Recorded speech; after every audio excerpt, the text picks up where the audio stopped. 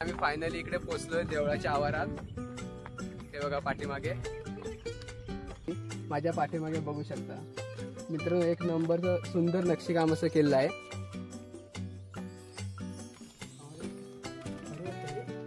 मित्रांनो आम्ही आता जाकादेवीच्या सड्याला चाललो होतो।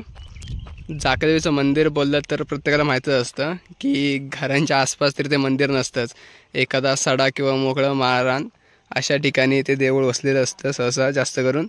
तर मित्रांनो आम्ही पण आता माझ्या मित्रांसोबत म्हणजे आमच्या वाडीतले अभिषेक आणि श्रावणी आहे। हे बघा गाडी मित्रांनो इथपर्यंत येते, जिथे खाली मी माझी गाडी पार्क केली आहे त्याच्यावरती हा जो रस्ता आहे पूर्ण कातळच आहे, त्याच्यामुळे आम्ही आता इकडून चालत जातो आहे। बरेच दिवसांनी असं रानवाटांमधून चालताना खूप बरं वाटतंय, मस्त वाटतंय। खूप दिवसांनी आज गावाला आलो होतो मुंबईवरून आणि आलो त्याच दिवशी मस्तपैकी असं इकडे चालत चाललो आहे अगदी।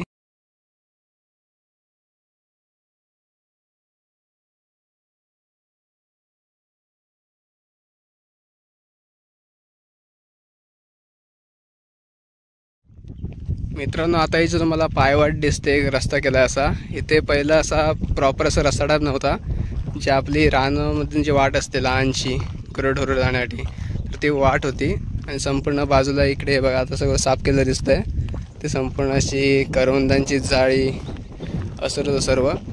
तर देवळाचं रिस्ट्रक्चरिंग चालू केलं त्याच्यानंतर हे सर्व बदललेलं आहे। तर आता मित्रांनो आपण जाऊन देवळाची माहिती घेऊया। तर मित्रांनो एका नव्या व्हिडिओमध्ये आपल्या सर्वांचं स्वागत आहे। तर मित्रांनो आज एक नवी व्हिडिओ घेऊन आलो आपल्यासाठी। मी दरवेळी कुठे ना कुठे एक्सप्लोअर करत असतो, फिरत असतो, तर आज मित्रांनो मी माझ्याच गावामध्ये आलो आहे, ते जाकादेवीचं मंदिर आहे, आई जाकादेवी। माझ्या पाठीमागे बघू शकता मित्रांनो, एक नंबरचं सुंदर नक्षीकाम असं केलेलं आहे। तर चला तर मित्र तुम्हाला मी या मंदिराची संपूर्ण माहिती सांगतो।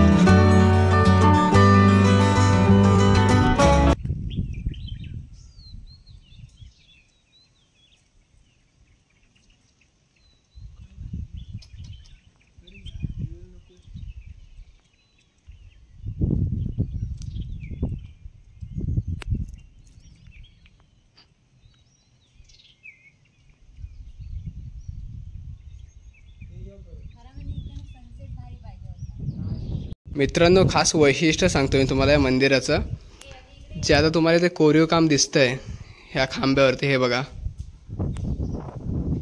हे कोरीव काम आहे ना मित्रांनो। तर हा जो एक पूर्ण खांबा आहे, हा एक पूर्ण एक चिरा, हा संपूर्ण एकच आहे पूर्णपणे, किंवा दोन तुकडे लावलेत किंवा असं एक जॉईंट केलं असं काही नाही आहे, संपूर्ण हा एकच आहे। पण आता जेव्हा मी रिस्ट्रक्चरिंग केलं देवळाचं त्याच्यानंतर याच्यावरती एक कोरीव काम केलेलं आहे। व खास गोष्ट काय तर मित्रांनो, आपण त्या काळामध्ये ज्या काळामध्ये आपल्याकडे यंत्रसामग्री उपलब्ध नाही होती, तेव्हा हे जे खांबे उभे केले आहेत संपूर्ण एकच खांबा, त्याने की कसा केला असेल मित्रांनो, याची कल्पना केली आपण तर आपल्याला खूप असं वेगळंच वाटतं की आपण नक्की हे कसं केलं असेल, त्या काळामध्ये संपूर्ण एकच चेहरा इथे कसा लावला असेल, ही गोष्ट खूप छान वाटते। असा मित्रांनो मंदिराच्याच आवारात म्हणजे मंदिराच्या समोर या बाजूला आहे बघा, जे पांडवकालीन आड बोललं जातं, जिथे पाणी असतं आतमध्ये. तर हे बघा मित्रांनो, ते आता मी तुम्हाला दाखवतो आहे.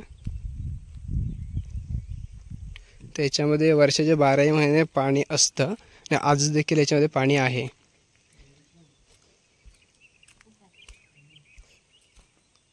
हे वरून मित्रांनो समजण्यात पण येत नाही नक्की हे काय आहे आतमध्ये. हे बघा, तुम्हाला मी संपूर्ण व्हिडिओ दाखवतो की नक्की आतमधून हे कसं आहे.